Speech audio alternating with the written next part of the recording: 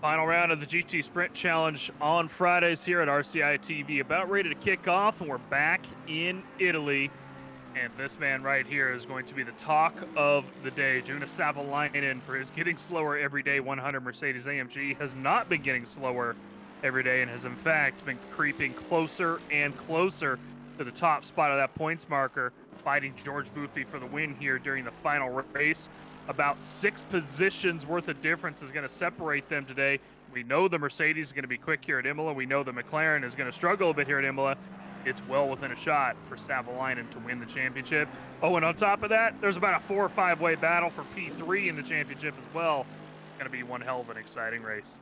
Hello, everybody. My name is Mike Jones, and welcome to the finale of the GT Sprint Challenge. We've got this final race, and then the next championship will start here in a couple weeks. But, well, we got Imola to speak of here. Of course, Stewie Benjamin Eilman behind the cameras. Who else would it be? And Jesse Lee, I don't think anybody else has commentated a Friday championship for like 2 years. So, you get your name on the seat? You're here before I show up. I figured the name's on the seat already. Well, I mean, I've got my name etched into the desk one way or another. Hello, everybody, and welcome to the series finale. It's always bittersweet to come to the end of a championship, but today, more sweet than anything else. We've got a championship fight on hand, like Mike Jones just said. And of course, we got fights all up and down this grid. It's going to take us the entire length of this race to make sense of it because a position, in a lot of cases, Mike Jones, is going to make a big difference. It will, and not just the positions of like, oh, Berrier and Foch are switching positions. It's going to be, okay, but is Berrier behind Malinowski and Foch is ahead of him, and then, oh, this position got lost behind Letao, et cetera, et cetera. I mean, there is such a fight for P3 at this point. We've got Caracas, who, of course, had that amazing finish at round 1 at Spa. We got Berrier and Foch, who've just had very consistent finishes throughout the championship. And then we've got Malinowski, Wajda, and Letao, who are close enough to fight potentially for that P3, assuming that they can finish further up the order. Tinko van der Velde, who, of course, had that technical issue last week, did not make the race today due to he posted in the chat that he had a huge headache, so he's going to not be here today, so effectively forfeiting the podium position there and giving all these guys a chance to finish on the podium. And they've got an hour to do it. It's Imola. This is one of the most dangerous tracks for track limits, as well as just bouncing yourself off the curb on that last chicane. And I'm sure that with the aggressive driving we'll see here today, we're going to see plenty of that. Well, we also had an action-packed finale for the support races one day ago. The GT4 Championship could not have been more explosive, and it was everything you would want it to be. I think today is going to be pretty much more of the same. We'll talk about a track here at Imola that you can really get after somebody. You can get stuck side by side here too as well. You're going to see a lot of fender-on-fender contact here. Unlike yesterday, today is live stewarded, so the stewards will not be having a lot of that. Though I suppose if they only have minor fender contact, they'll let it go like they normally do. I gotta say, Savalainen looking really good so far in this session, taking the fight to Boothby like you said. And today, he needs a max points day like he got one go. If he does that again, Mike, I think he has a good chance. Yeah, exactly. I mean, we know there's a 39-point difference between the two of them. We know exactly if he finishes P1, Boothby's still got to finish all the way on a P7 for him to get the victory. This is, of course, not counting fast lap and pole position points. We'll have to factor those in after qualifying starts here in just a couple minutes. Got a couple cars just finishing up their final practice laps. We're on board with Jardier, practicing his pit entry. This is another man who was looking pretty quick in the practice session early on. Joe McCauley, his late addition Lexus to the championship. He's about 4/10 off the lead in practice, but we know the Lexus, pretty quick car here, and Joe, a pretty quick driver no matter what, and I think he's got a shot to get an upset on some of these guys, perhaps make them lose points toward the end of the session. But I think this is going to be a battle of attrition, Jesse. We've got a lot of track limits that we see here normally in a 60-minute race, as well as the strategy of the pit stop's going to come into play. I think it's going to be a big deal. Yeah, and that's a good point. And the other point to that is too, you got track limits. You also have gigantic sausage curbs, and you can throw yourself off the track really easily trying to make a move here. And we'll talk about this a bit more later, but the outside move, going around the outside of somebody, very advantageous around Imola. It happens all of the time, and it is a weapon that you can deploy on everyone else. Look at this, the mad dash out of the pit lane, a very short qualifying session, as it has been all season long. Savalainen leading the charge, hitting the clean air, exiting pit road 3 wide, coming out of there, knocking over the pit exit board in the process. That's a land rush start right there. Yeah, Savalainen, as usual, first one out of the pit lane. He is always the first one in the server, grabbing that first pit box. He's refreshing it constantly, waiting for that connection to pop up so he can grab it. I had to make fun of him last week or the week before, one of the two, because I made it in the server before him. I was giving him crap about it, and he was like, "Oh, okay, I gotta pick it up for next week." And of course, next week it's like a half a second reaction time with him. Normal service resumed for Savalainen then. Exactly. But that'll be Jardier following him and Barrier following Jardier there for the first 3 people that are going to set their laps. And of course, you know, like you said, Jesse, 10 minutes, it's not a lot of time here, especially when you get a minute and 40 on the lap. It's, you know, you gotta make it quick, and you don't have a whole ton of time to warm up the tires. What we've seen is generally people running 2 laps, returning to pit, and then coming back and running 2 laps. So it's something that, you know, it's, Barry had to return to pit here. I wonder if he had the wrong tires on. That's going to give him 2 leads minutes to qualify. So he's going to lose a lap after that. And again, I'm just talking about that, how significant it is that, you know, it matters that you're out and not wasting time. And there's Barrier. That's very interesting indeed. You hate to do that because you effectively lose 2 minutes of qualifying time doing that. Realistically, it's not 2 minutes, is it? It's about 4 minutes. You run the lap, basically. You have to reset the pit lane, and then you got to do it again. You lose nearly half of your session. Savalainen not doing that, setting the very first lap here. Let's see what this turns out to be. Very aggressive already on this first lap. You see a little bit of counter steer coming out of the corners, absolutely on it. This is not what we refer to as a banker lap. He's going for pole immediately with this lap, it looks like.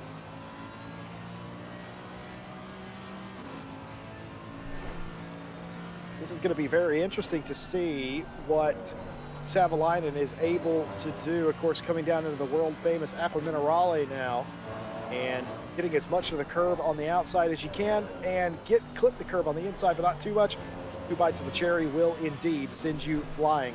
The same thing with the outside, and I think indeed that is what has happened to Juna Savalainen. This lap will not count, will be invalidated. Mike Jones told you that invalidating laps and track limits warnings are big around this track. Folks, he was not kidding. You're going to see that. In fact, you've already seen that here with the leader out of the pit lane.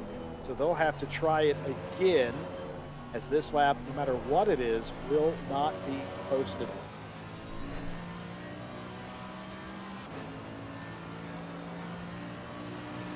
Well, we'll see if lap 2 is any better, as Savalainen will not set the quickest lap. The car behind likely will, and that is Jardier with a 140.8, and Letal immediately coming in quicker, a 140.792, the quickest so far.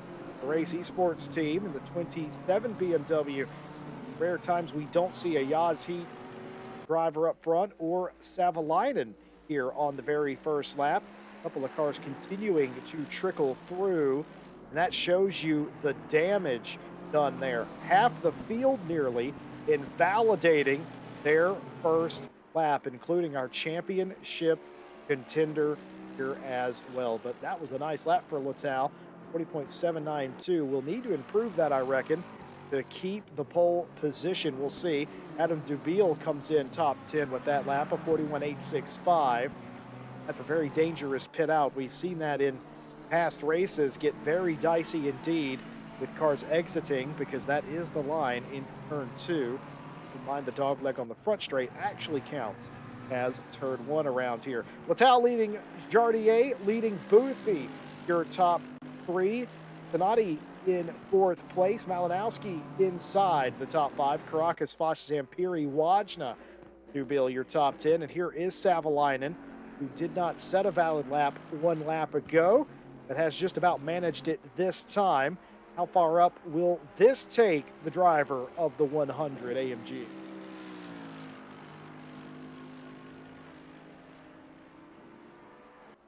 All the way to the top of the board, and only just a 40.755. Good enough for provisional pole for the moment. George Boothby coming across the line and absolutely snipes the quickest lap. The 800 McLaren, a 40.752, 3/1000ths quicker than Jonas Savalainen. Shinati coming across the line stays 5th place with that improvement of 40.917. But George Boothby, 3/1000ths of a second difference. Littell in 3rd is only 4/100ths off of the overall pace. Jardier, 6/100ths off the pace. You got to go back to Chinati in 5th to get somebody that is more than a 10th off of the pace. Incredible stuff. And Mike, we're used to seeing this around here, close qualifying. We are, yeah. Malinowski as well is approaching these top spots as well. He's about halfway through his lap and 3/10ths up and potentially gaining as well as he's making his way through Acqua Minerale. So if he can catch it up here towards the end of the lap, he lost some time coming out of Acqua Minerale, but if he can get the rest of the time coming up, he's got the chance to potentially rival Savalainen and Boothby at the top. Not a great sector 2 by him here, and that's going to lose him a lot of time, but again, this Merc is so good on the curbs. If he could take this final corner here better than he was, and it looks like he is, that he might gain enough time to get up there. It's about 4/10ths and losing, so it's not going to quite get him all the way up into P1 or 2 against Boothby or Savalainen, but I think it might rival a potential podium or P4. Not quite. It's about another 10th off. Doing my math wrong, there was 3.5 tenths, not 4.5 tenths. The Malinowski in P5, but these Mercs and BMWs obviously are so good at this track. Unfortunately, Boothby's just good, as it turns out, and it doesn't matter. We've seen Boothby win races here in the Ferrari and the McLaren. I think he drove, what was it? Did he drive the BMW in the British series we did on Monday, if I'm not mistaken, Jesse? And he won a race here as well in the BMW, so he's won in 3 different cars. Ooh, Giacomelli, by the way, as Stewie's popping up now. He just pulled ahead of Boothby. Giacomelli and his Aston V8 for the P1 spot for the moment. A great lap by him. And Joe McCauley, only a 10.5 off himself. It's very close, and it's only going to get closer. 2 minutes to play. At least one more lap for everybody on the track. Likely 2 more laps if they can muster it. Giacomelli in the number 6, your provisional pole, at 40.697, looking very enticing. Folks, all you got to do to take pole if you're George Boothby is improve by 6/100ths of a second. How hard could it possibly be? Around here, very hard indeed. Look how close they are, all within just about a 10. As far as Joe McCauley in 6th place, he's 1.5 tenths off. But it is so very close. And if they qualify this close, Mike, they're not getting away from each other in the race. It's going to be car on top of car. And here at a place where you can get moves done, can make moves, and you have room to do so, it's going to make for interesting racing. Does Littell have something here to get back towards the top of the field? Looks like This is going to be a couple of tenths at least. Could be more. Let's see when he gets to the line. Not a valid. And it's pole position, a 40.512. Laying down the gauntlet is Mathis Littell in the 27 BMW. Now that's a quick lap. That's awesome out of Littell. Can anybody respond? I mean, it's looking like it at the moment. I'm watching Savalainen and I'm watching Hans, like I'm watching McCauley, all about 2/10ths up as they approach the end of their laps here. 30 seconds to go. Savalainen is going to come across the line before the timer expires as well. So if he has the fuel, he'll have at least one more lap. This is going to be a couple tenths worth of gain. I don't think it's going to rival Littell, but it is ever so close to him. And he's got to find that little bit of time. It's a half a tenth off of pole position for Savalainen. He needs those points. If he's got fuel here, you know he's going to be back out again. Letal, though, is going even. Oh, he just invalidated his lap through Aquaminerale there. He was 2.5 tenths up as he was coming around Aquaminerale and then ran off the circuit and invalidated the lap. That may have locked that down for him for sure, but now it's within a fight. Giacomelli here, 2 tenths up. Boothby, 2 tenths up on his lap as well. So again, all of these guys still fighting for that P1, for that pole position points to slot themselves up towards the top. Savalainen desperate for it, but so far not able to get it. He's a 10th down on his lap. He's the one that needs the points to bring the fight to George Boothby even better, but I don't think he's going to be able to get it. I think it might be this man right here, Jesse Lee, what we haven't seen out of Giacomelli this entire championship. He has never finished on the podium. He hasn't gotten a fast lap. He's not gotten a pole position, but he's going to come across the line right now. And this should put him about a half a tenth up, exactly a half a tenth up in his Aston Martin. Giacomelli likely locking down that pole position here for the final race. That's got to be fun. You've got to know that, hey, I've had a bit of a rough championship, but I'm coming into this final race and ready to rock and roll. Keep in mind, these are drivers, talking about Letal and Giacomelli, who are fighting up here. These are drivers in the back half of the top 10 of the championship. It's all very close. We'll bring you the points in a moment, but before that, final qualifiers finishing Samir Fosh in P10, looking to gain a few more spots here, and I don't think he did it that time. Results of qualifying confirmed. Giacomelli in the number 6 AMR V8 Vantage on pole position had the fastest first two sectors. Letal took the honors for the third sector. And that's all that's in it, folks. Half a tenth of a second for pole position. Savalainen goes third. Chinati fourth. Boothby will start in the fifth place position, a row behind Savalainen, Macaulay, Jardier, Malinowski, Zampiri, and Foch, your top 10. Well, we've talked about the championship being close. Mike Jones, let's take a closer look. Yeah, again, here we are with Boothby and Savalainen. There's not too many points between them. 310 to 284 amount of points. That is, sorry, 26 points, not 39 points. Earlier I was doing the math to another to Tinko. But yeah, 26 points between them. That means that realistically, if Savalainen finishes in let's see. Oh, that's what it is. He needs to get at least he does. So it is P7.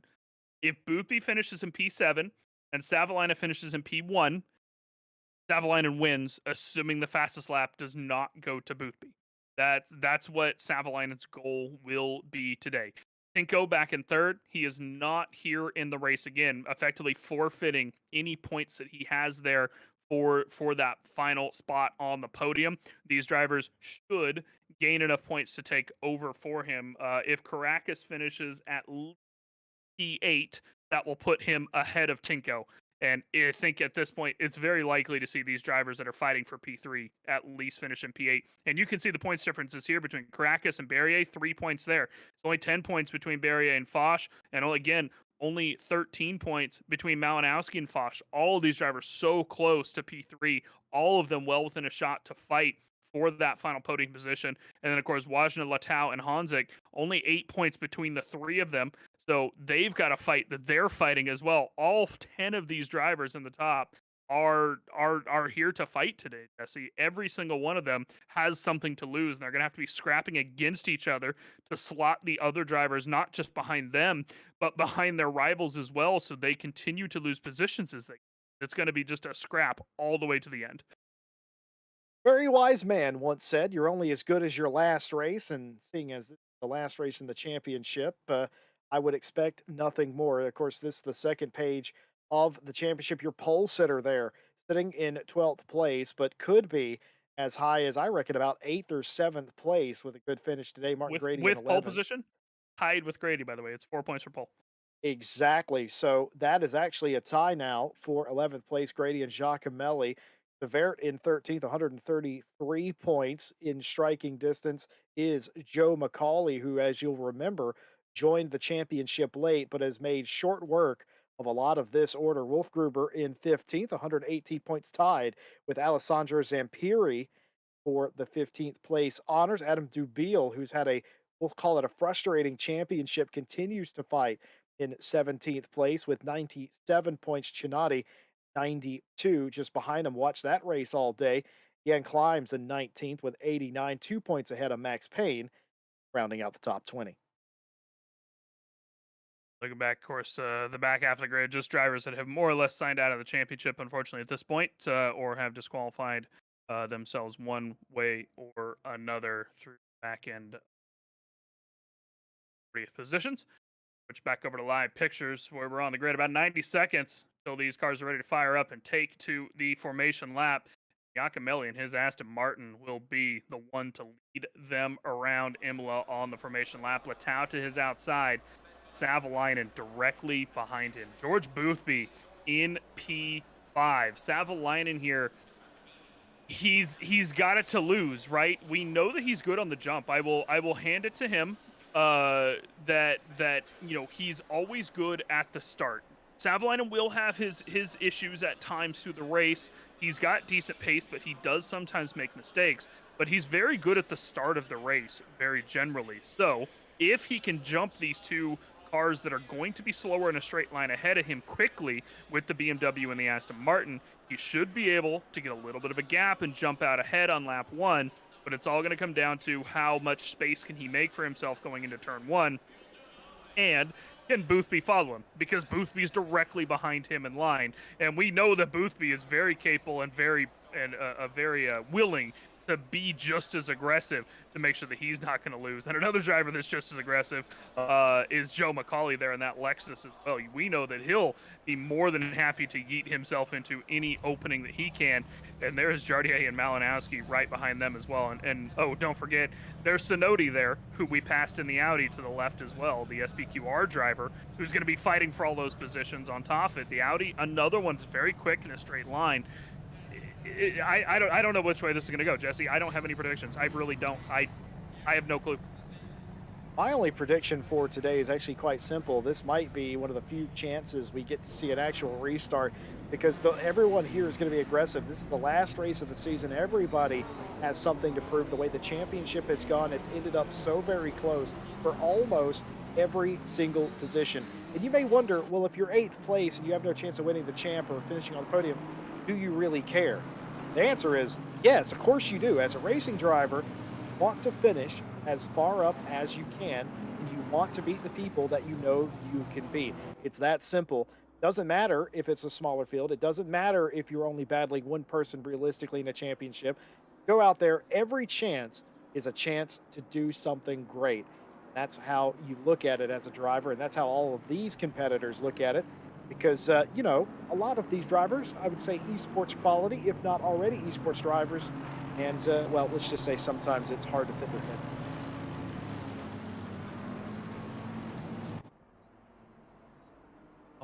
Giacomelli here, getting these guys around, everybody warming their brakes up, trying to get their tires warm as they can so they can make this first lap scrap.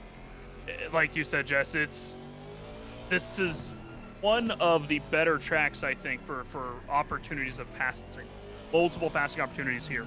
And you don't just have to be on the outside of something. Because of all the chicanes, you can absolutely go around the outside of, say, turn one. And as long as you can hold it on the outside, you're going to be on the inside all of a sudden once it comes to the back end of the chicane, right? So it's something that you can do both of here at Imola. You can pass on the inside, you can pass on the outside.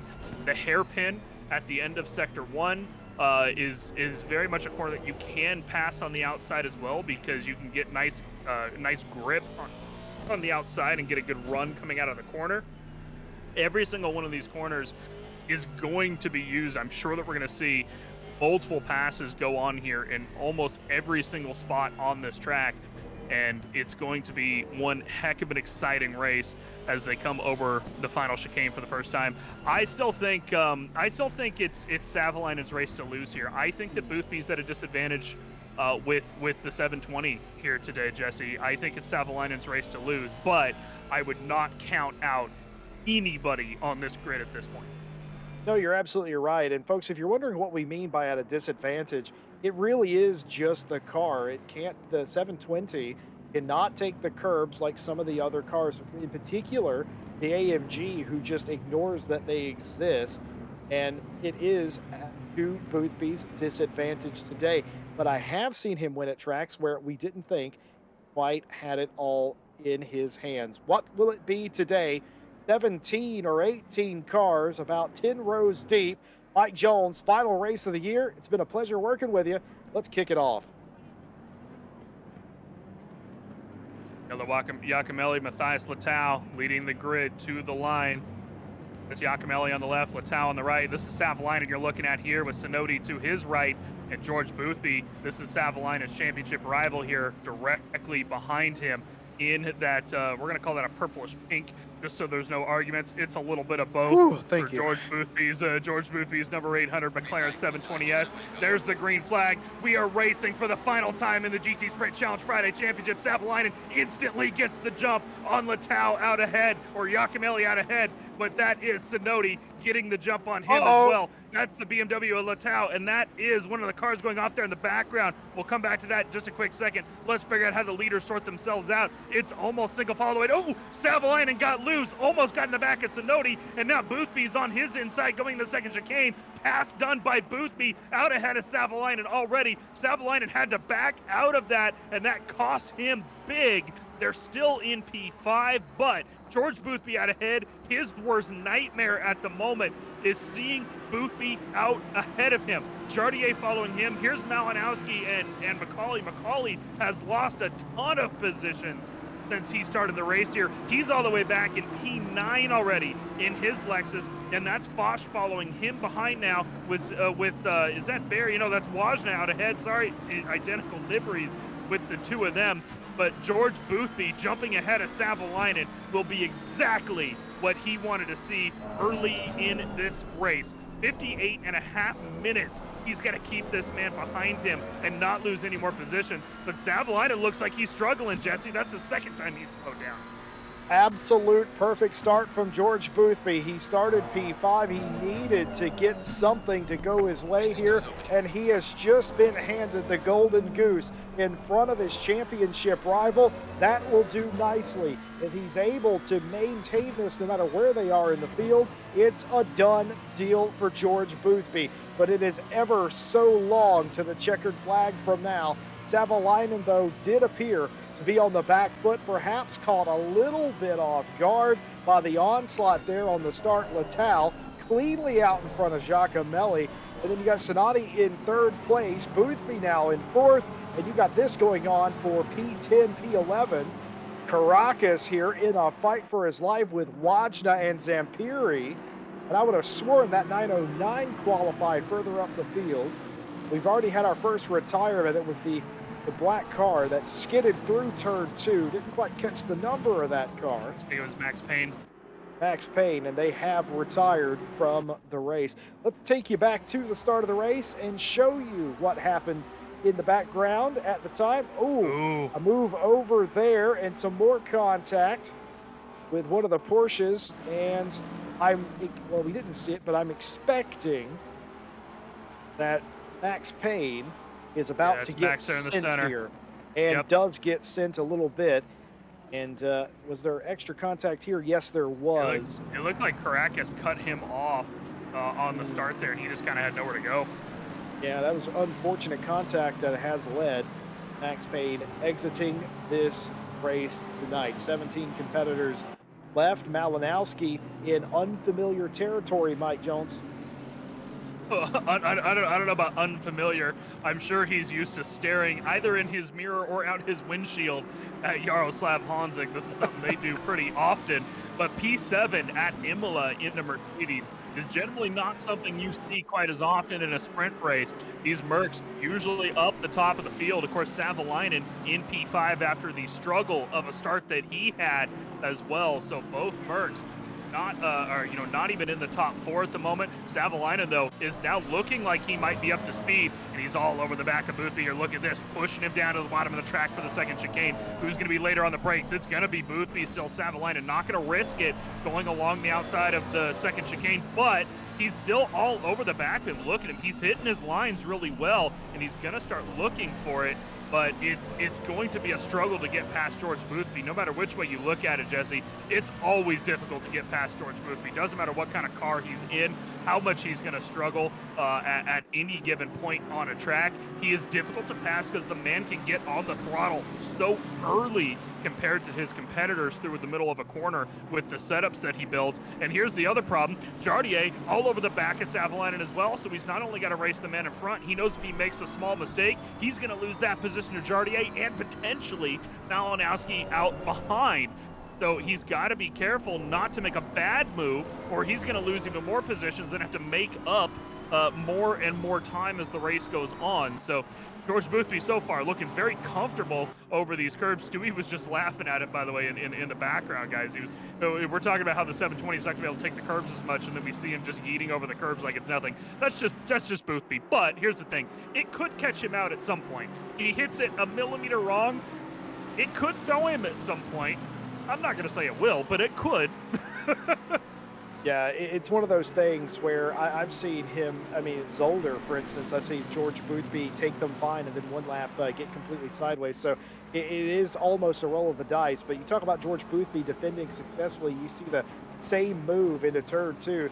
Boothby's so good at knowing exactly where to put the car and where to brake, even under pressure. But look at this, Savalainen, immense pressure from behind. Jardier sniffing the rear end of the AMG, looking for an opening, can't be found that time, and a little bit of a slide off of that corner. Easy to do, no harm, no foul, but very close proximity here. Jardier is very much in his element here, Mike. And up at the top of the field, by the way, Stewie was just mentioned this in his chat. Latau, Giacomelli, Sinodi, P1, P2, P3, and a 1.5 gap back to George Boothby at this point. Latau has gapped Giacomelli by 2 seconds. These drivers out here really showing their strength in the final race of the season here. They're not really fighting with each other, but they're out there, P1, 2, 3 at this point, only 7 minutes into this race, and they've got a little bit of a gap back to George Boothby. Now, this is, of course, because Savalainen and Jardier are fighting Boothby so hard, but a great start by these three drivers in the 27-6 and 51 to maybe break away and have a little fight amongst themselves and let these guys scrap it in the background. It's exactly what you want if you're Giacomelli, who's had a bit of a struggle, not finished on the podium all season long. Latau, who of course is back in P9, if he can pick up enough points, he'll start fighting Malinowski and Foch for you know, 4th, 5th position in the championship as well. So a victory by him will go a very long way. And of course the SBQR driver driving that Audi, he's not looked overly comfortable in that Audi all season. But today here at Imola, well, it might be a different story as he's up in P3. Really happy to see these drivers out here fighting. I like to see a mid-pack battle of the guys we're usually seeing at the top. Yeah, I mean, I love seeing anybody get their due. Could this be a sign of things to come for the next season of the Friday Championship? It's almost like the changing of the guard up front with just a whole new crew up there. Meanwhile, McCauley making the pass on Malinowski for the 7th place position. And, well, folks, not even a Mercedes can hit the curbs that hard. Easy pass for Joe McCauley, I think. Yeah, and you know what? At this point, I think Joe, having been shuffled back to P9 at the start, he would want to pass somebody on merit alone, but he'll take that at this point. He was a little frustrated, I think, by dropping back to P9. So he's back up to P7, where he started at, and McCauley has now got that spot to hold. We were talking about this a little bit before the broadcast. I think that Lexus should look very quick here today. We know the Lexus is very quick in a straight line. We know that it can eat the curbs just as well as that Mercedes can. So I think that Joe could fight for a potential podium here today, given on pace alone. So I'm happy to see him take those positions where he can. Now I'm just curious if he can get up to Honzik and potentially fight in this pack right here.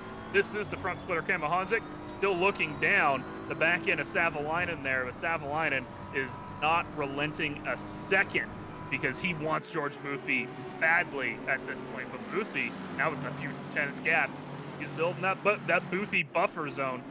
And it's not what you want to see if you're Savalainen, but it's pretty traditional at this point, I feel like. Boothby gets ahead, and then he puts a little buffer in between them. Savalainen's got to do it. The Boothby buffer zone. That's what I'm calling it. We've coined a new phrase here. By the way, George Boothby not technically racing for Yaz Heat. He is a Yaz Heat driver after all, but not racing with them apparently for this championship. I brought that up a few times. So technically speaking, him and Jardier not teammates here in this race, but they do have that rapport. I don't think Jardier's doing anything that he wouldn't normally do here. He wants that top absolutely five for himself. It is, you can have all the teammates you want in the world, Mike, you know this. You can have all the teammates you want in the race. It's every man for himself, and that's just how it is. But talk about Boothby just trying to gain that Boothby buffer zone that you talked about, has been able to get a little bit more relaxed here in some of the sections. And you can see that just climbing the curves from Savalainen, and that is keeping Jardier. It might have been, because he did get all four off of the racetrack. Have to see if that is the case. Littell leading out front though, and driving away a little bit every sector. Little bit and a little bit as time goes on. Littell looking very quick in that BMW. We know that the BMW is quick here, but that said, Giacomelli did just take over the purple lap for the race, so he gained a 10th on Littell last lap overall. This purple lap, oh, and then it immediately goes to Savalainen. So there it is right there. And again, Savalainen, that's his wet dream at this point. He needs to see that purple number next to his name. I said what I said. He needs to see that purple number next to his name, because that means he gets 3 extra bonus points at the end of the race. And you know he's just salivating to get past Boothby and win this championship. Sinodi with the big slow up here the last couple laps. He's now right on the front end of George Boothby. Savalainen going deep. He's got the overlap there against Boothby. He's going to have the inside for the left-hander here. We're watching back from the car in front from the rear wing cam. Savalainen touches the anti-cut curbs on the inside. Boothby off the track there slightly, but definitely slows up. Still side by side as they're coming in through Aqua Minerale. Savalainen with the nose ahead, but on the outside of Aqua Minerale, not where you need to be. He's got to slow it up. Slot back behind Boothby for the moment. Honzik still out ahead. He looks to the outside of the third chicane, but again, Boothby so much deeper on the brakes on the inside line. He's not able to get it done. In the background as well, Malinowski going for the move on Macaulay, not able to get that done as well. Difficult to pass. That's probably one of the most difficult spots to pass on this track into that third chicane. It's such a tight chicane. All these drivers having to fight single file through there and then get the run here. Look at this, Savalainen with the run coming into the corner, but then he bounced over the curb a little too much, slowed it up, and now he's not going to be able to catch Boothby out down the front straight. He's got to focus on getting the run out of the corner and get the slipstream done by, down the front straight. He's got the slipstream here, but it's just not quite. Oh, and now there's Jardier. Savalainen going too deep. Jardier going for the inside, scared Savalainen perhaps, and he's going to go off track. He's going to drop all the way to P8, Jesse. P9 actually. Be a bit worse than that. As well. Oh, that rejoin from the track right in front of the path of another car, and that has deposed Juna Savalainen out of the lead group and all the way back into 9th place now. Boothby on the back of Jardier, as it would appear as if Sinati has gained all of that time back after that snafu into turn 2.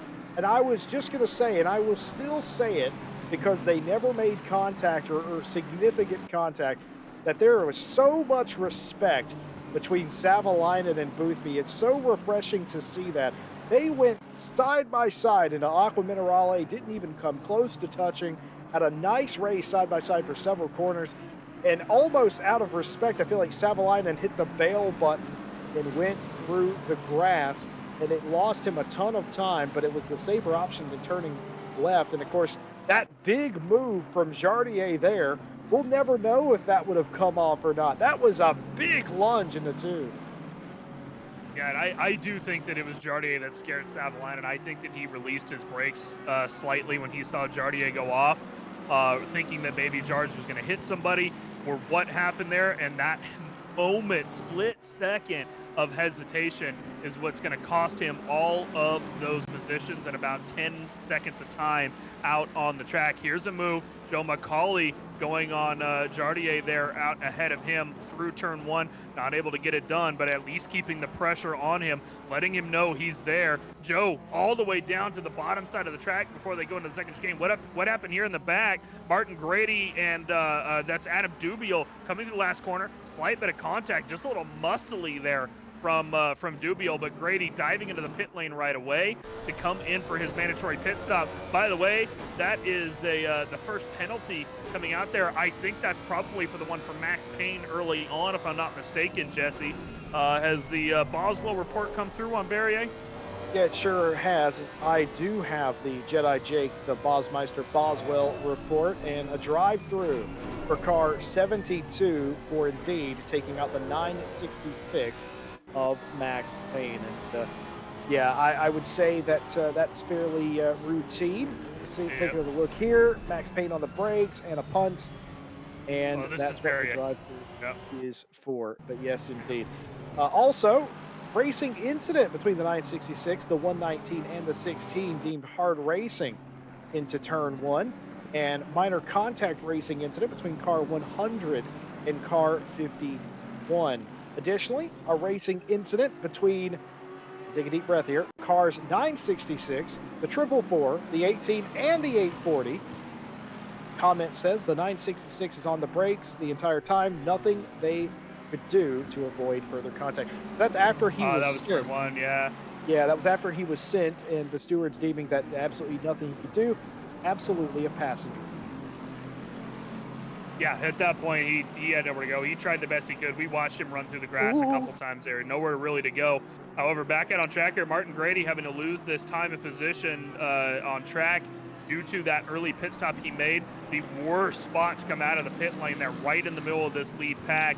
He had his brake, and that's going to lose him at least a few more seconds towards the end of the race as Malinowski was trying to go ahead of Joe McCauley, and Grady was like, nope, you know what, you guys go ahead. But Malinowski not able to get the move done on McCauley once again.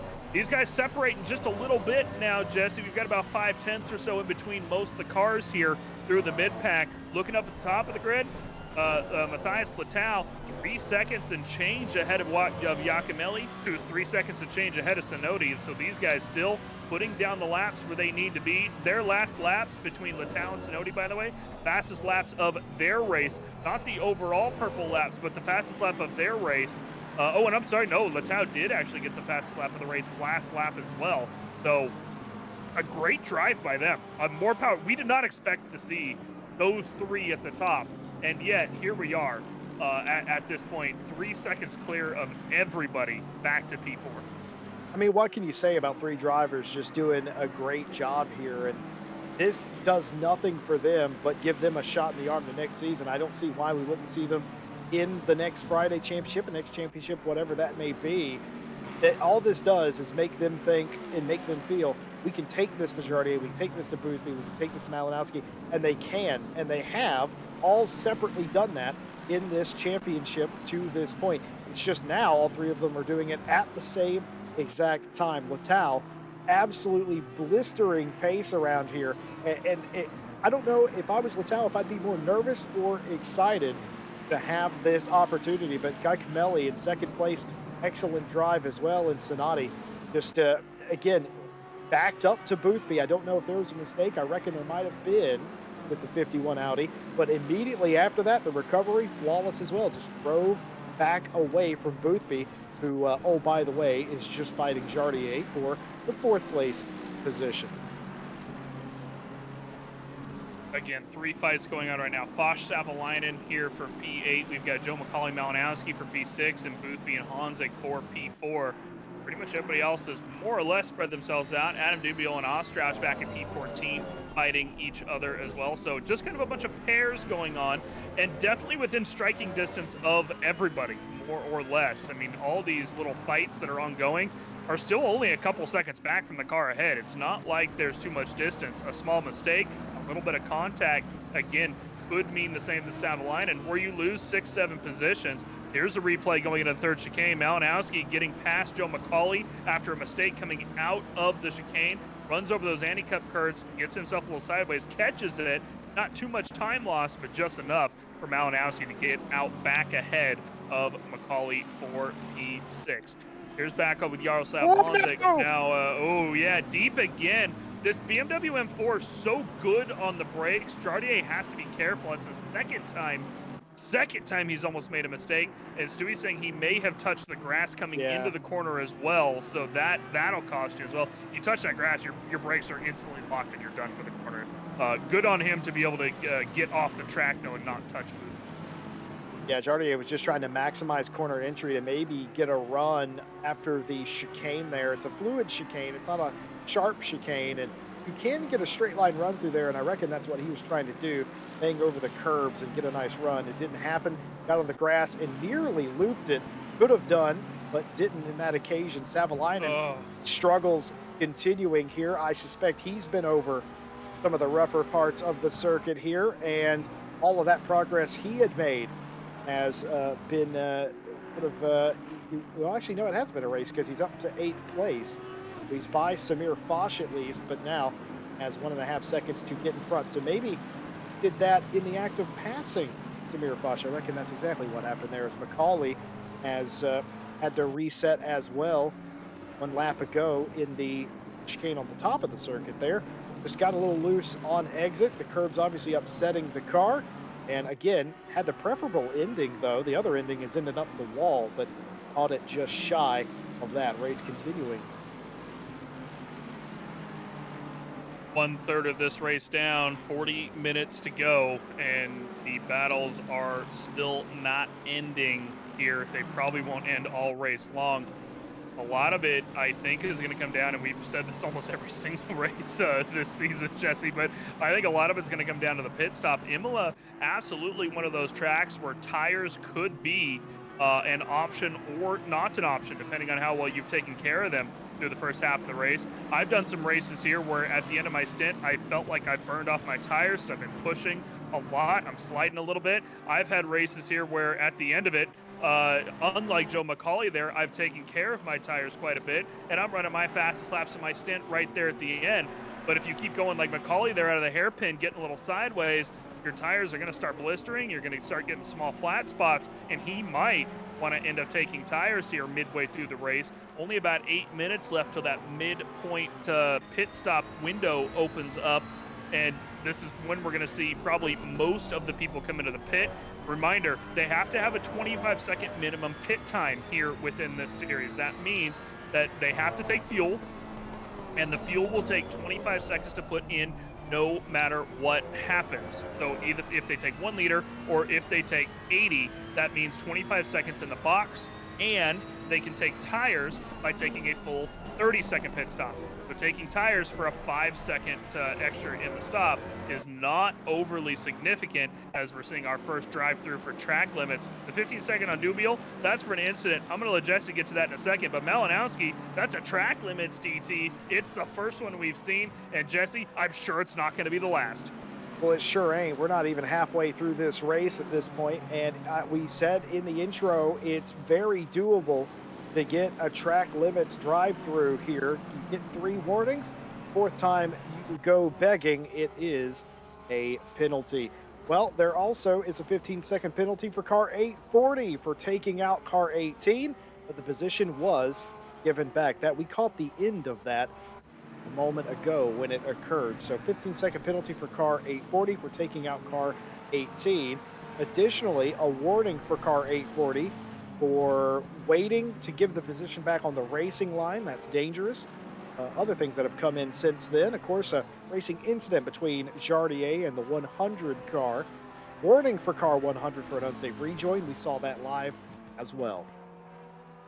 And there's a couple other as well while you were talking there, Jess. That slight incident between the 18 and 540 that we caught the back end of as well, coming out of the final corner, which was a little bit after what you just talked about. The 840 was given a warning for that, for pushing Martin Grady off the track just before he dipped in the pit lane. So that's another warning. 2 warnings equal a 5-second penalty. That's why Adam Dubiel now shows plus 20 next to his name instead of plus 15. So 2 warnings get you another 5-second penalty. I think Stewie might have another replay of that as they come into the final corner here. So there's the bump. There's the 15-second penalty coming into the fast left-hander. This is the one we did not catch on air. Of course, Dubiel does let Grady back pass, but through the final corner, which is what we did catch, you're right here. Dubiel's on the inside, pushes Grady off track. Another warning there and a little 5-second penalty slapped on him for that. So Dubiel not having the great end of his championship here. He is in the pit lane right now. 20 seconds will be added to. So there's the takeout. The takeout on George Boothby. George gets past Sinodi, and then Sinodi goes deep and punts George Boothby. There's Savalainen going by. There's Foch. There's Zampiri. This means Boothby is all the way down to almost P10 at this point. Caracas now trying to get past him as well. The big punt from Sinodi. Let's watch that again. What happens here? This is Boothby going past Sinodi, coming into the second chicane. And no, it just looks like he turned in. I think George thought he was clear. I think he thought Sinodi was just letting him pass altogether, and it looked like he thought he was clear. He turned in normally, and that punted him off. Let's see. This is from Sinodi's perspective. Yeah. He turned in. I think he turned in on him. I don't know what the stewards are going to think about that, but I await their judgment, because that is so hard for us in the booth to judge clearly, and they'll have all the angles, they'll have all the telemetry data as well. They'll be able to sort through that, and I'm glad that we have them, because that was very interesting, and that has completely changed the complexion of not only this race, but this entire championship. Savalainen back inside the top 5. Pit stops continuing here. Joe McCauley is in pit lane. What we do know, Savalainen did repass Boothby when Boothby was stationary in the infield in between turns 2 and 3. So Savalainen, who has not got a penalty, who has had his earlier incident, is now back in front of the championship leader. Will it be enough? We will have to see. How much damage did Boothby get? Another question that has to be asked now, but this has completely changed this race. Sinodi in the 51 in the pit lane, and all of that, Mike Jones, has promoted Jardier onto the podium. Well, of course it did. Here's the thing. P4 and P8 is not enough for Savalainen at this point. That is a 14-point difference. He needs 26 points. 27 for a win, 26 for a tie. If I'm not mistaken as well, it should be that Boothby will win on a tie based on the tiebreaker rule. In fact, yes, I was just verifying that. He will win based on tiebreaker rules. That means that Savalainen needs 27 points on Boothby. Right now he's got 14. That is not enough for him, so he's got to still kick it into gear. His fight isn't done yet. And the problem is look at that time difference on Honzik right now. 7.5 seconds back from Yakimelli, who's 5 seconds back from Latau. That means that even if Savalainen can catch up and pass Honzik, he's got to make up 12 to 13 seconds before he can get up into P1. And a reminder, it needs to be P1 and P7 for the victory to go Savalainen's way. So unless Boothby falls even further down the order, perhaps I would have to do the math on it, but I think it's around P12. This is still okay for Boothby. He's still going to win the championship. He just has got to be very careful to not get involved in anything else. And I'm very curious, again, to see what this incident will come out with. I think it looked like Boothby turned down on him, but maybe he didn't, and maybe it is the fact that they'll deem Sinodi at fault there, or something, and there will be another penalty. But Boothby in the pit lane for his mandatory stop. Curious to see whether he decides to take tires. Maybe he has to repair some damage. This just turned even more interesting. I'll tell you something else that has happened in the meantime. Malinowski coming to pit lane has been disqualified, and that was not our stewards. That, of course, was ACC. It's been disqualifying people for speeding in the pit lane as of late. Normally speaking, we lift that, though we haven't on this occasion this time, and I'm quite curious why that hasn't occurred, or maybe it wasn't a disqualification for speeding, but I can't imagine what on earth Malinowski did coming down pit lane that wouldn't have been He speeding that uh would have he caused he that. he got disqualified for not serving his drive-through.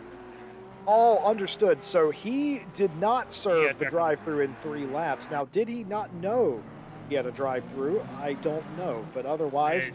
Yeah, I mean, 993 of Malinowski disqualified for not serving his drive-through penalty.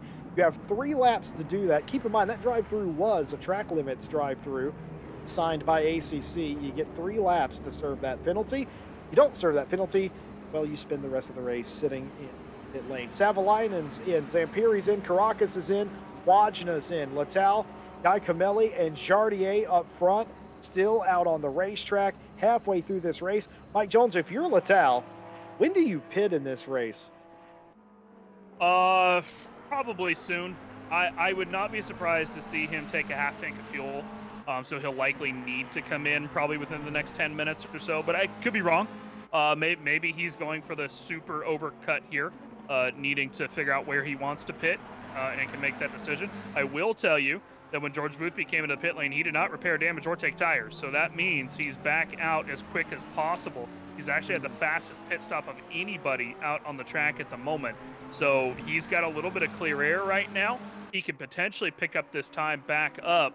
But Latal, it is 30 minutes into the race as of right now. That means that if he's going to come in near the midpoint here, it's going to be within the next couple laps. I think that's the play. I think he's got probably a half tank of fuel and wanted to get as much speed as possible. It's what we've seen most of the guys do today. And in fact, there it is, Latal in the inroad for the pit lane right now, exactly halfway through the race. Dubiel and Grady, though, fighting at the back end of the pack, of course, after having the penalties from Dubiel, and then Grady having that early pit stop and just kind of a bad timing on his pit stop coming right out in the middle of the pack. Not having the best race here in his first season in a new car in the new year. First season, the McLaren 720S. Jesse, he had a great run through the first part of the season, but he's been struggling here the past few races. But it doesn't matter with Grady because you know that the man has the biggest smile on his face. He's like Gardier. He's just smiling. Yeah, the thing about Martin Grady is, man's a competitor. He just loves to race. Doesn't matter what sim it is. Doesn't matter what car it is. And of course, learning a new car, if you've only driven one, it is very difficult to get up to speed. I mean, we talked about George Boothby learning the Porsche a season ago and learning the ins and outs of that car. That man would practice hours and hours on every day and tweak. And a lot of people don't have that pleasure be able to do that to get ready for a season, and it's just so hard, especially if you're transitioning from a car that you're very familiar with to one that is completely different in every conceivable way, which is what Grady did as well. So learning growing pains and learning the new car can be very difficult, but I can tell you this, there is no better place to try and learn a new car than in the crucible of a racing series with other people around your skill level. Nothing helps you better than that. And I think regardless of finishing position, Brady has learned a lot and almost losing it with Savalainen there, basically drifting around turns 2 and 3. Look at this drift competition. A little oversteer there, a little oversteer there, and we're good. He caught it. He's fine. He's fine. He will desperately be hoping we didn't catch that, but unfortunately, Stewie is the broadcaster. Stewie doesn't miss anything. Well, speaking of not missing anything, here's the only man that came in through the pit stop and took tires during his stop. Joe McCauley in his Lexus, just as I had said, he was slipping and sliding around a little bit. I expect him to come in and take tires, and it looks like he's the only one that might have, based on the look of the pit stop deltas. So he had a decent little pit stop. 5 seconds and took those tires. Stewie's pointing out as well that Ostrauch back a little bit farther as well. Also looks like he took tires in his 444 McLaren 720S. So Joe has the fresh rubber on this at this point. We got the back half of the race to go. He's all over the back of Foch with the fresh rubber on. If he can just get a run out of the final corner here, he should be able to slot past. You can see just how quicker he is coming out of the corner. A little bit of that slipstream action. He's all over the back of Foch immediately. So here they come in through Ravazza. through the first part of it, T18, and then out of T19. Joe early on the throttle, making sure he can use as much of that exit curve as possible. Bosch gets on the hammer early, though, and that Ferrari looking pretty quick down the straight. Surprisingly here, we've seen this a couple times from Bosch running those low wing, but here's the slipstream from that Lexus. Look at him, the overlap already there. They're not in the braking zone yet. He's going to have a full tire ahead by the end of the braking zone. The Lexus, very good on the brakes from Joe there. He makes it back to the inside, touches the anti-cut curve. Foch, though, is a little scared. He hits the outside grass, and this is now going to be Caracas all over the back of Foch as well, on the inside for the second chicane and clear before they even hit the, oh, I'm sorry, that is George Boothby, not Caracas. I forgot George Boothby. I'm not used to seeing George Boothby in P7. Stewie's pointing this out to me, and I'm going, no, George Boothby's on P7. What are you talking about? No, he is, because of the early incident. Boothby yeeting it around Samir Foch as well. So that is double position loss from Foch. I don't think there was any contact there at all between the two of them. So just a little bit of a side-by-side action there between Macaulay and Foch, with Macaulay and Boothby coming out ahead. And back on to Verrier's teammate. This is Max Wajna back in P11, now fighting Sinodi after his penalty for punting the Boothby off there. With the 15-second penalty is what that ended up being, right? So 15 seconds all the way back to P number 10. And this is Caracas now all over the back of Foch. So we will maybe have the other McLaren come back Foch here in a minute. That Ferrari has, it looks quick, Jesse, but I feel like Foch keeps struggling with tires this season more than anything. Yeah, I would have to agree. I feel like Foch is very fast in the Ferrari. I know he favors the Ferrari, and I'm a Ferrari fan myself, so I can get that, but I just feel like that is indeed the case. He's just burning the tires off the car. I've heard him a couple times post-race talk about the tire deg on that car, or just overheating them at times as well. And that has been, unfortunately, the Achilles heel of the Samir Foch team. And unfortunately, it has kept him out of the greater picture of the conversation for the championship, because we know that Samir is a top 5 driver on just a good day, not even his best day. His best day, he's parking it in #1 winner's spot, isn't he? So I just feel like whatever has been going on with that car has been going on all season, and hopefully it's something they can figure out. I want to go back to the Sinodi penalty for a moment and explain or just kind of talk over what that must mean. It was a 15-second penalty for car 51 Sinodi for taking out car 800 George Boothby. Position was given back at the time. What that must mean, and I saw this on the replay, I'm guessing here, but I'm assuming they felt that Sinodi did not stay far enough left, and that's what caused the accident, because Sinodi moved sort of to the middle of the track into turn 2. That's what caused the contact, not Boothby moving over. And again, the benefit of having all the replays and the angles. And I did see that with the 51. I was quite curious what they would think about it in the box. Also, a racing incident between car 800 and 119. Contact there. Crazy race we've had here. We always have interesting races here at Imola. Yeah, Imola is always just a fantastic track to come watch racing at, come drive at as well. It's a really great track to drive. Speaking of watching racing here at Imola, something we haven't mentioned today so far is we've actually got a new broadcasting partner that has come on board with us, doing a little bit of a trial run today.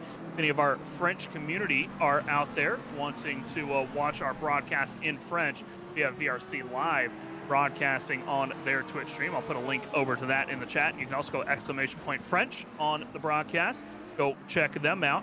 The plan is to have them start broadcasting our World Tour Endurance Championship, of which, of course, Silverstone will be up here in a couple more weeks for that to be round 2 of the championship. So go check them out. Give them a shout out from Jesse and I here in the English broadcasting booth, as they are next door to us. And give them a big shout out. And just a shout out to our other partners as well, real quick as well. Of course, Race Department, AK Informatica, that deal with all of our servers.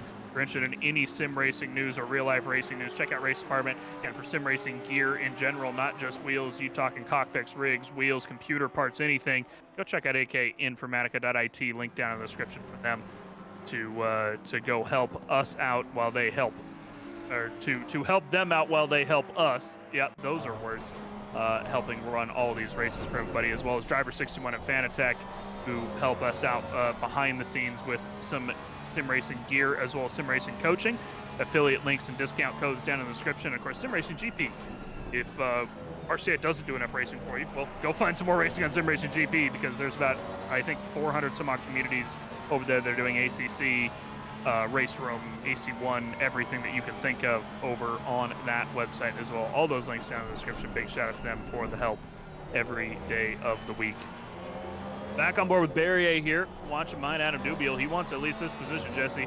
And again, you say this a lot. It doesn't matter what position in front of you. If you're in almost dead last, there's a car in front of you, you're going to get past it. And this is what Barrier is working on.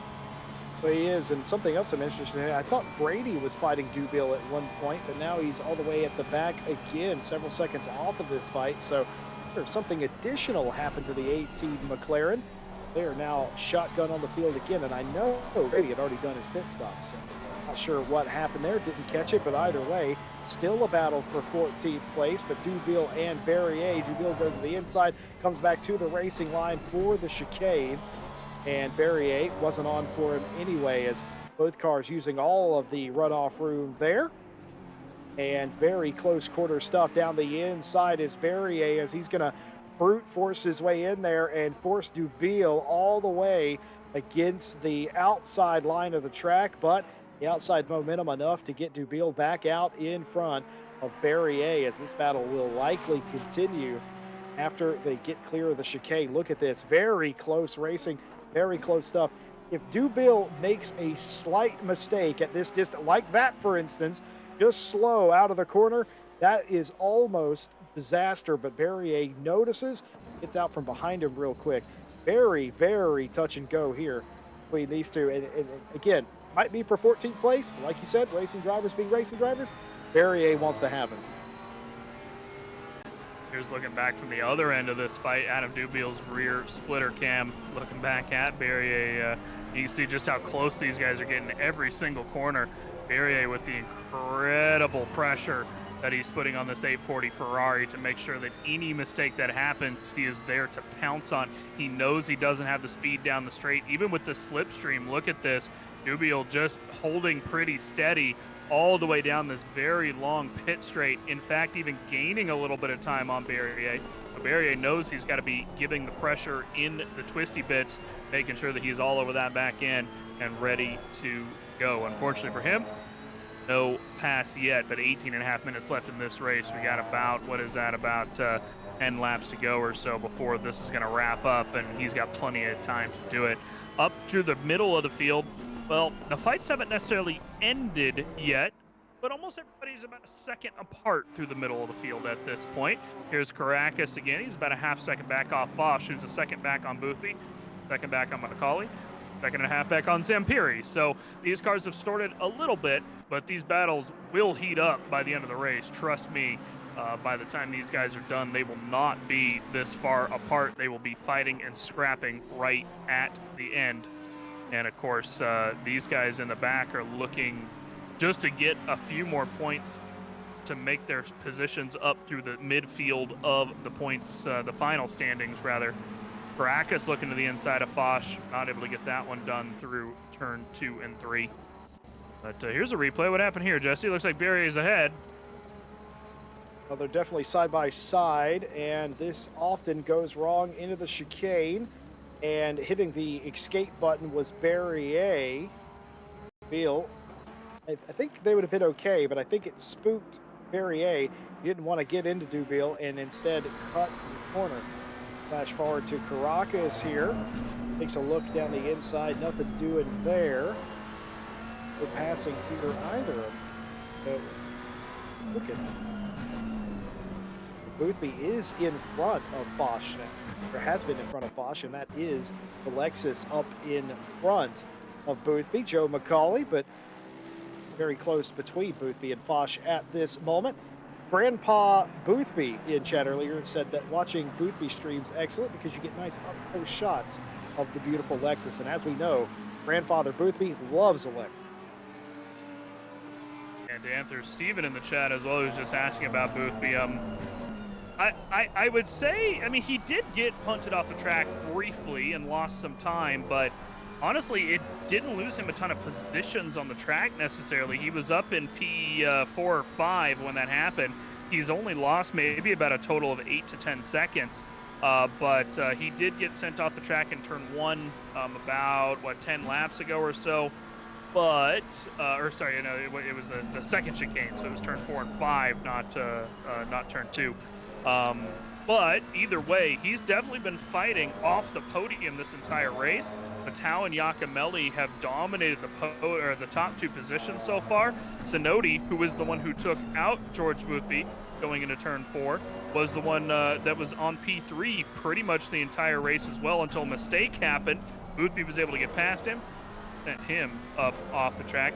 We think Boothby's got a slight amount of damage probably on his kind of rear left corner, but overall he's still able to get the pace going and fight for a top 5 here potentially. Bosch though about ready to get it to. Ooh, look at this, the hard defense from him against Caracas there, not giving any inch, and I would call that fair racing there, Jesse. He dipped to the inside briefly and then back out to the outside before they came into the braking zone. So I think that's just fair, hard racing there from Bosch. He ain't giving it up. He does not want to lose that position. I'm going to tell you something, Mike, and I've told everybody this for the past year or so. I'll say it again. There's 2 people in ACC race. There's several people, but there's 2 people in this race that I say this all the time about. I wouldn't want to have to try and pass. Samir Foch is one of them. Joe McCauley's the other one. And they're both in this race. And there's a reason why Boothby's behind McCauley, and there's a reason why Samir Foch is still in front of Caracas right now. That's what it's like. It's the best compliment I can give a driver, being frustratingly difficult to pass. And these guys have shown that all season as well, haven't they? They've really shown that once they get ahead of somebody, they can stay ahead of them. They will make themselves frustrating to pass, and I think that's something that's has shown its strength here through this season. Obviously we've seen Boothby kind of dominate the season more or less. I mean, he signed out of a race and he's still 29 points ahead, or 24 points ahead, whatever it is, going into the final race. But, I mean, the rest of the guys here have just had very consistent finishes just based off not necessarily their own pace, but just their excellent defense. Savalainen, I mean, he's probably been the one that has had the most struggle through that. He's made slight mistakes that have lost him positions. Case in point, lap 1 and lap 2 of this race, right? Those big mistakes he made that lost him some positions early on, but he's made them up. He's made the attacks, he made the right strategy call, and he's all the way up into P4. Unfortunately, it's not going to be enough for him at the moment to get P1 in the championship. Boothby's still well ahead of him, but a great race by him and a great recovery. Yeah, it's been a lot of fun watching these guys through this season because it's just been constant defense and excellent defense. And I'll tell you something else. There's just so much respect at the top of this. And you would think if you raise somebody for 4 or 5, 6 weeks, and you're rubbing fenders with them every week, and you constantly have to plan and strategize to beat, X, Y, or Z person, you'd think there'd be some animosity there. Folks, that's not how it works. Boothby has admiration and respect for all of these drivers he's had to drive with. Savalainen's the same way.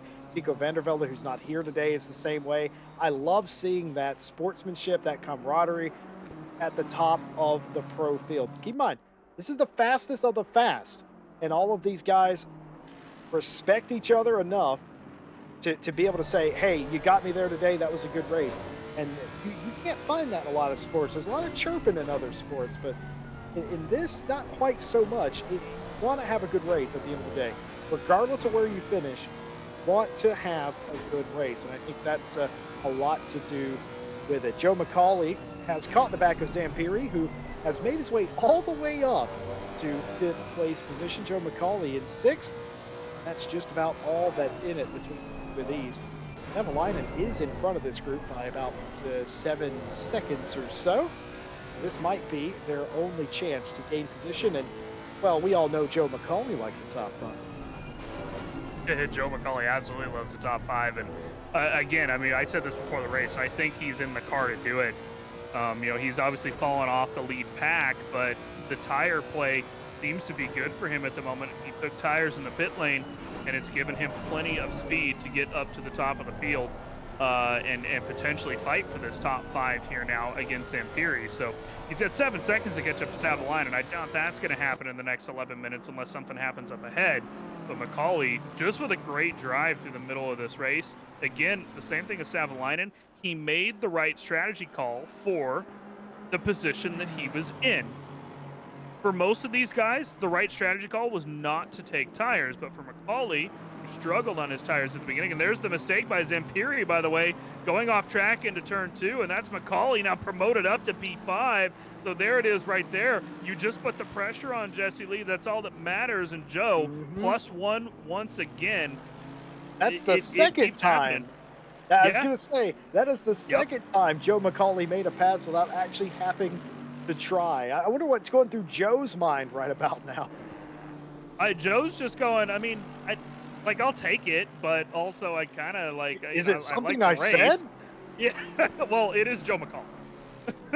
Wow, and we know he has a lot to say. Savalainen is catching Jardier for third place.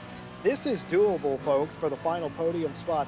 It won't decide anything in the championship. Boothby has recovered well enough so that it's not an issue. Boothby likely your champion here today, but Savalainen could finish one more time on the podium.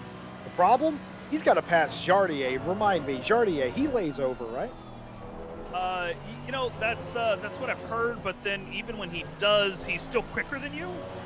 Yeah, ain't that something? So, yeah, that's usually what happens. But I mean, hey, maybe I'm wrong. Maybe he'll go, oh, you know what, Savalainen, you deserve this one. Yeah, right. But, it seems unlikely. So that said, I mean, yeah, Savalainen, he lost 2.5 tenths that lap. So lost a little bit of time on Jardier there, but he's got 10 minutes to make it up. And then again, he's looking quick on average. He's moving a little quicker than Jardier is, so he's still got the time to catch up. But that last lap just not one of them. And Jardier's just not been looking the most comfortable in his BMW here today. He's not been looking the sketchy per se. He's not sliding or anything, but the pace just hasn't been there for him in comparison to what we're used to seeing Jardier with. He seems to give all of his pace to Giacomelli, who is, 8 seconds up the road or whatever it is, 4.5 seconds up the road, sorry. And Giacomelli's 8 seconds behind Letao. Letao and Giacomelli are still like this. These are the surprises of the race right here. And I'm so happy for them. Letao in P1 with Giacomelli getting the purple lap. Beautiful race by them. It really is. Oh, Savalainen is driving his guts out, trying to catch Jardier. He knows that the sand in the hourglass is running out, and he is hitting curbs. He is running off of the racing track, doing everything to maximize that 100 AMG so that he might have a shot to battle Jardier at the end of this race. But going back to your comment, couldn't agree more. Letao has been thoroughly dominant here today and deserves all the plaudits therein. Giacomelli, though, the fastest man on the track. That's what the purple number 2 means. That's the fastest lap of the race award. So bonus points for the 6. That will help them in their top 10 final championship standings as well. And they're going to certainly move forward a few positions. I'm not entirely sure how many, but definitely a few. And just a great race for these two up front to hang your hat on for the season. What a way to end it for them.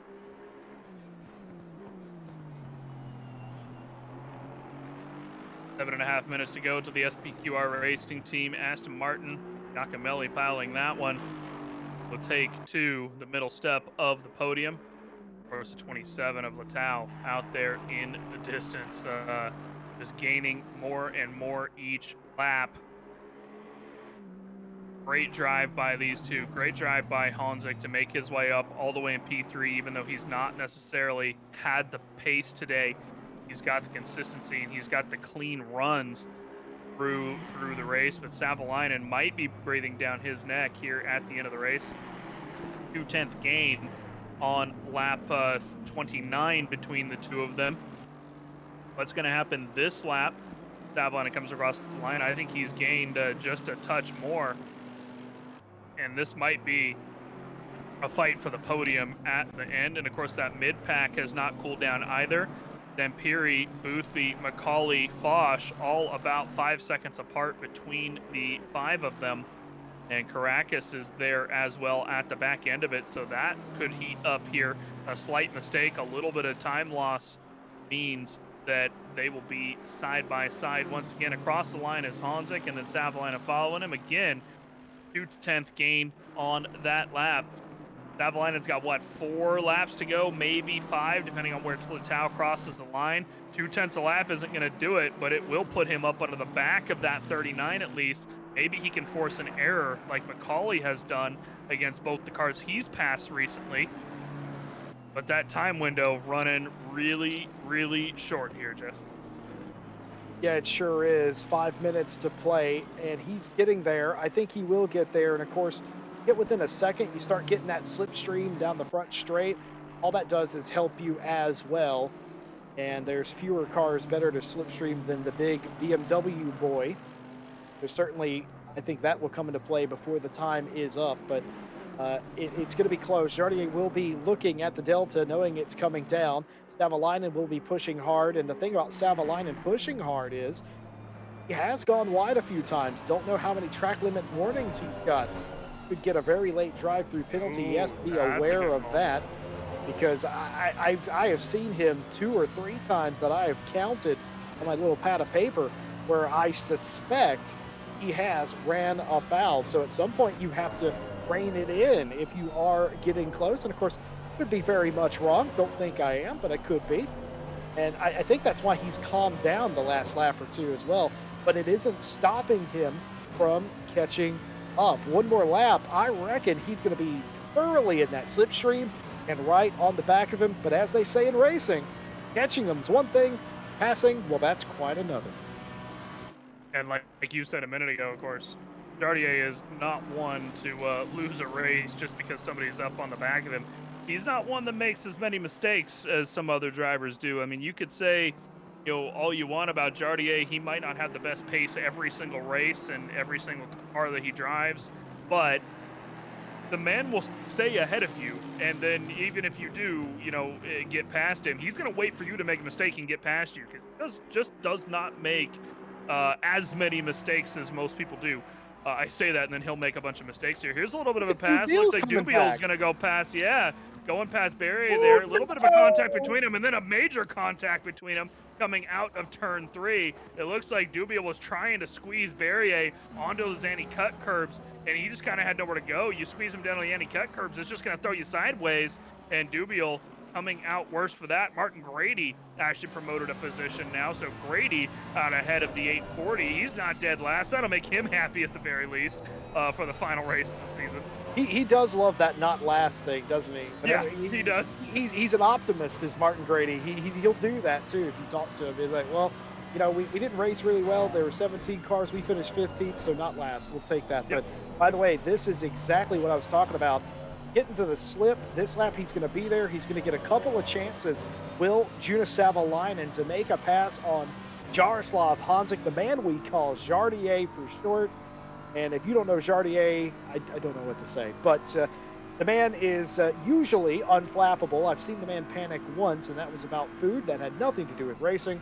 If I were him, it would have been the same thing. So I'm curious what he's going to do, Savalainen, because I know what Jardier is going to do. He's going to politely defend, as he always does. Does Savalainen get aggressive here on the final lap? I think he's going to have to if he really wants to make a run at it. I mean, to be fair, Jesse, like you said earlier, it is very possible to pass around the outside here at Imola. You know, there are multiple points where you can.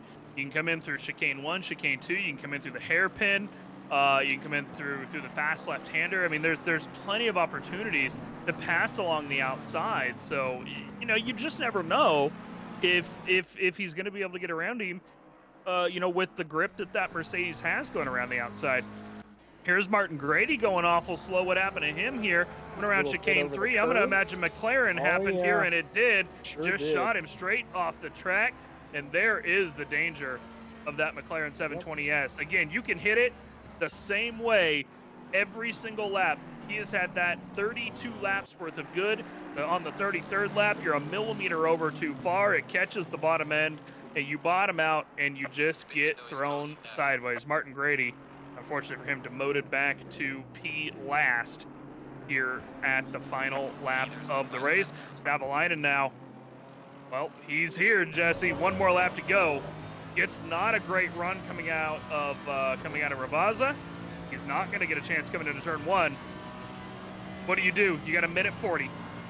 Well, he's going to catch him here because of the slipstream. He is catching him ever so slightly here. He will get him by turn two. Oh, Joe McCauley's off. McCauley was off out of the 5th place position, and he's just done that himself. Something amiss in Joe McCauley's sexy Lexi, as Dr. Glock calls it, and that was straight off. That is, all things considered, a hardware failure of some variety, and that has ruined a top 5 day for Joe McCauley and promoted Zampiri back into the spot, into the 909. George Boothby trying to get that spot away now, though. Zampiri and Boothby for a top 5.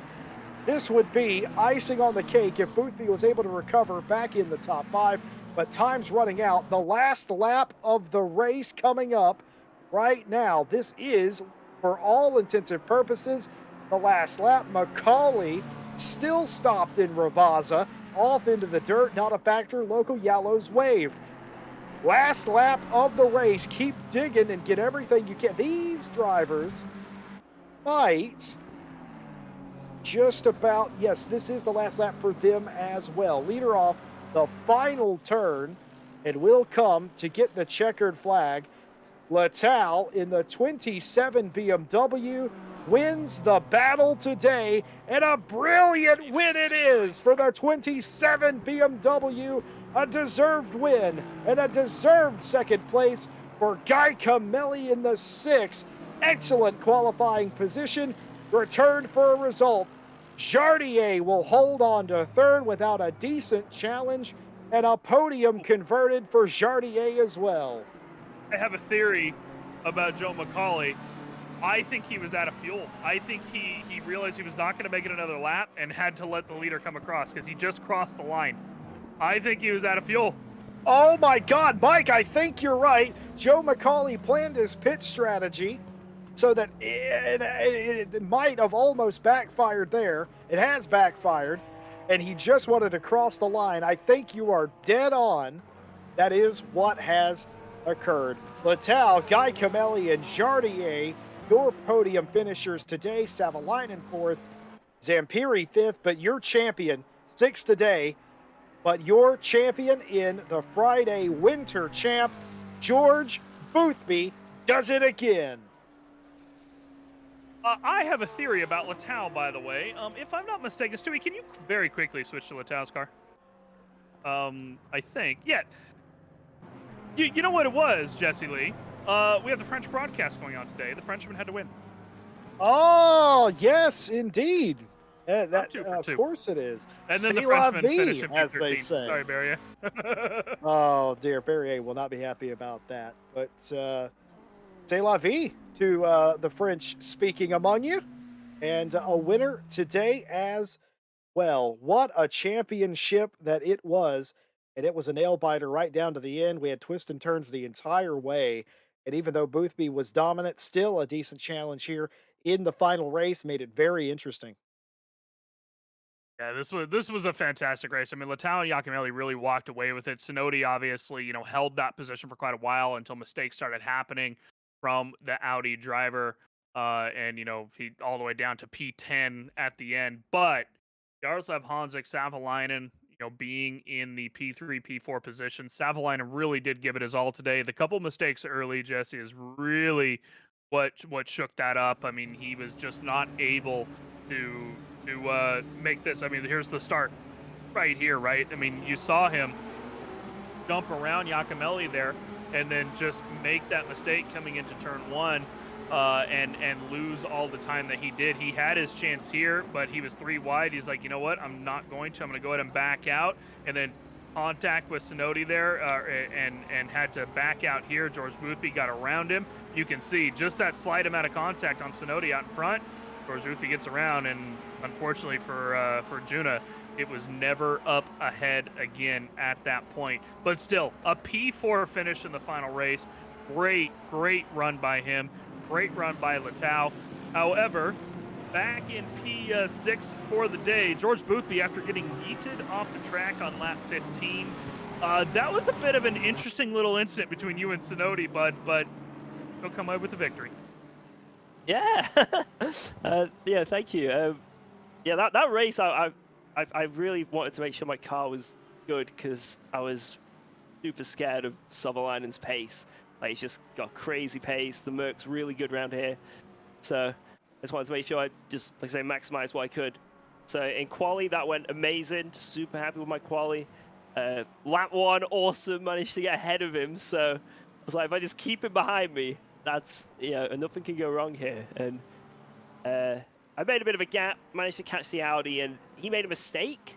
And I went on the outside of him, and he was like lagging a little bit on my screen. So maybe on his screen it was a bit closer. But yeah, just going into that left-hander, I just got it from behind. Just obviously, there's a complete mistake from him. He didn't mean it. But yeah, that set my race into a little bit of chaos. And but thankfully, because of like the gaps that were made, like Leteo, I hope I'm pronouncing his name right, like, and Guacamele, again, I hope I'm pronouncing those names right. They were just so fast. They were so fast. So it meant that Sutherland didn't really have a realistic chance after that to catch up to P1. So just wanted to keep it cool, keep it calm, keep it collected, and just see what I finished as. And I think I got 6th in the end there. So I'll take that. And it was enough. It was enough. Yeah, so we were talking for the race. Savalainen had to take P1 with you as P7 for you to lose the championship. So I don't know if you'd worked that out yourself. But obviously in my head, I thought it was P4 I had to get. Maybe I'm really bad at maths. You know, it's entirely possible. I used a calculator. I mean, it might have been right if Savalainen got fastest lap and pole position, maybe. Just in general, you had to finish 7 spots behind him. George, just a roller coaster season in a race as well. Were you ever concerned about your competitors this season? And tell us the truth. I was really concerned about Jard here in that BMW because, like, initially that BMW was very, very fast, but thankfully that got patched out. And I mean, we had Tinko, Sutherland, Mache, and the Mercs. They're all in the Merc, and the Mercs, like, they got very lucky there because I think they all chose the Merc just to sort of have a different car, I guess. Yeah. And then suddenly this patch comes out, and the Merc is now an absolute beast. Like, it is an absolute weapon. It was pretty good before, but now it's wild. And then all the tracks at the end of this championship were Merc-friendly tracks. So it was, I was sort of sweating it a bit for these last few rounds because just to get the McLaren set up to work at these tracks.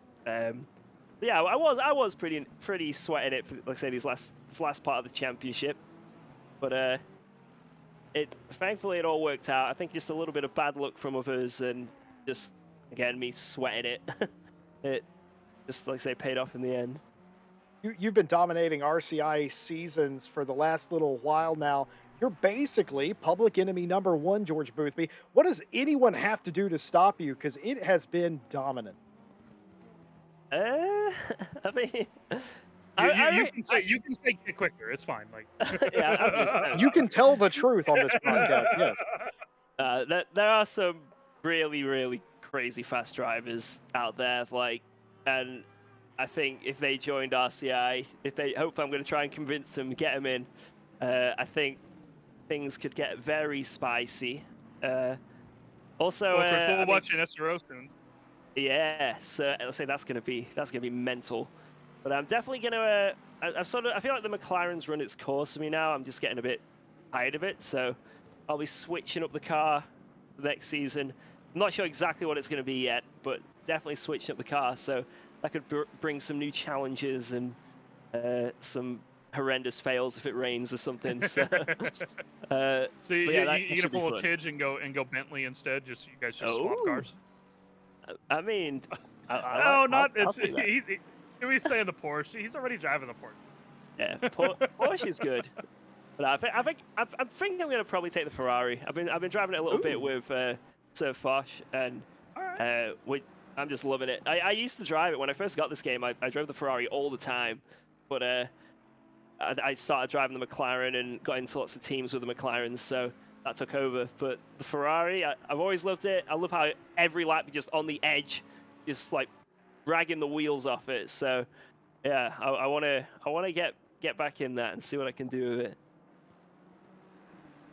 Well, George, it was a great season again, man. I mean, even after the one sign out, it still came down to the wire. But you know, it was a great season. Once again, congratulations. You won again. I mean, what do you want me to say at this point? No, we no, feel like no. the trophy case keeps filling up, man. If we had the money to give out actual trophies, that you'd just have your wallet be lined at this point. Starting with the Ferrari one, I think.